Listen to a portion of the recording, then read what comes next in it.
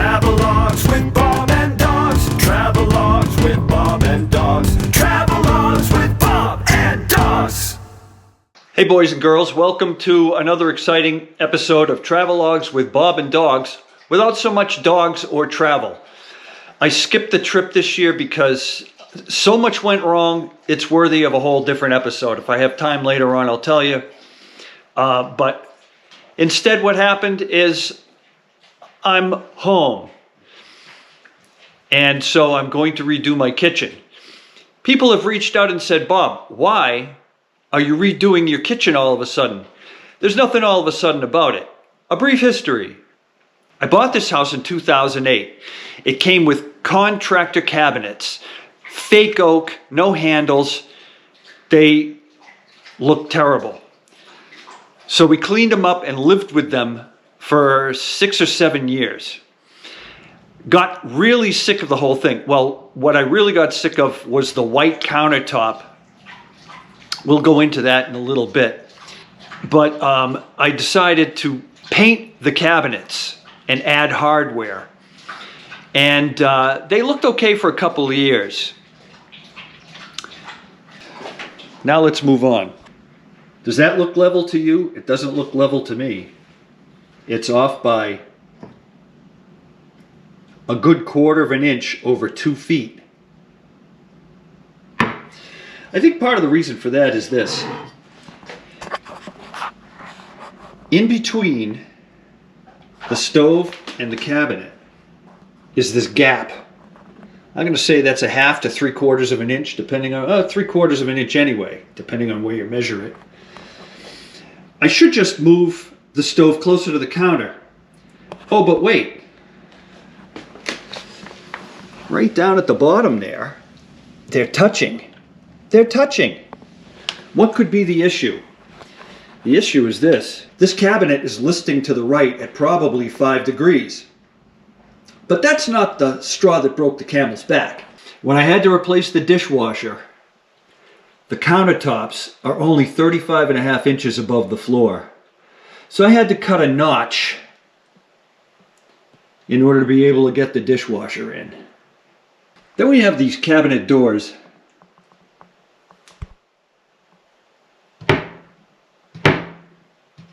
Now see, the way I used to fix these in the past, each door has 2 hinges and they're spring-loaded, not adjustable in any way.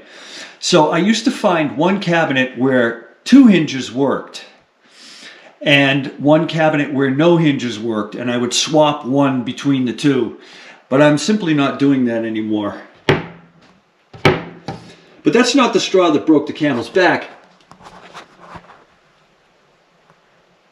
You see that plastic clip right there? That's all that's keeping all my dishes from crashing to the floor. And that's not just like a temporary measure. That's the design. That's how somebody designed this thing. With these plastic clips to hold the dishes up. So, I'm really bored with that. Part of my demo is done already because this cabinet is falling off the wall. So I really don't know if you can see that, but I can get my fingers in there, okay? Then there's the drawers. Again. Now I can carefully close that drawer, but if just walking across the kitchen a couple of times will cause that thing to come out. One of the reasons the drawers don't close is because I have never seen a system for a drawer like this ever in my life. There's just a single track that runs down the center of the drawer, and the drawer rides on that, and it doesn't ride smoothly and it doesn't stay closed. There's the track on the bottom of the drawer. Don't want to lose all my silverware. I told my friend Trixie about this project. Told her I don't want to do too nice a kitchen because it's kind of a shitty house. She said, your house is not shitty. Well, here's the thing. I have to reach behind the refrigerator to turn the lights on and off. Don't worry, I'm going to move the switches over to this side of the wall. But seriously, that's just one of the dumbest things I've ever seen. I'm going to turn on the oven, or I'm going to try. And we'll see what happens. But in the meantime, I painted this countertop. It was white, and now it's kind of a dark gray blue. But you're supposed to be able to paint countertops, but I blame my prep work. If I had sanded all the white off the Formica, the paint might have stuck a little better, but you can see there's white sticking through here. And my other favorite part of the countertop is this seam. So it kind of separated and got wet, and the particle board that the Formica is stuck to swelled up. So this seam was this big lump that I sanded all the way down and loaded up with silicone, then painted. But I'm never having that happen again. The new counter surface is going to be quartz.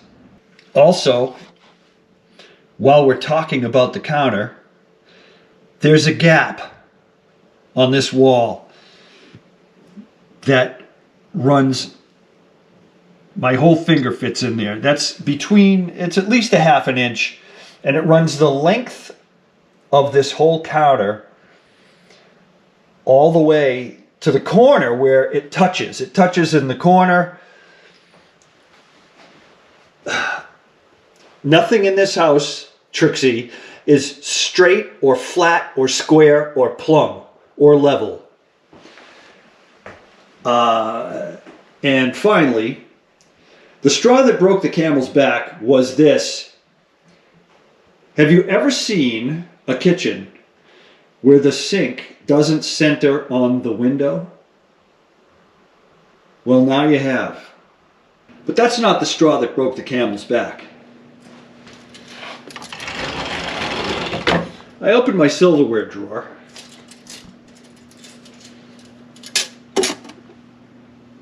And I can't see the last 5 inches or reach anything in the back of the drawer.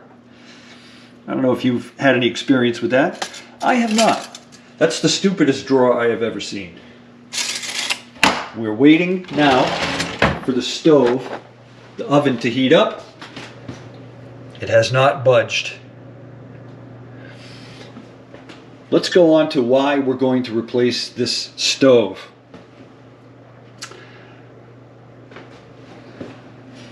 While we wait for the oven to heat. Bob, you're a slob. Look at all that stuff you slopped all over the top of the stove. That's not stuff I slopped on the top of the stove. The paint or powder coat or whatever it is coming off the top of the stove. I've never seen that before either. That would be an LG product. So I would avoid the area if I were you. Also,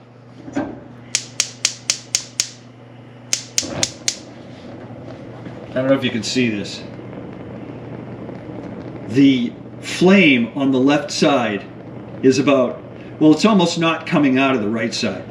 Both of the burners on the left side of the stove are that way. I don't know why that is, but it's always been that way.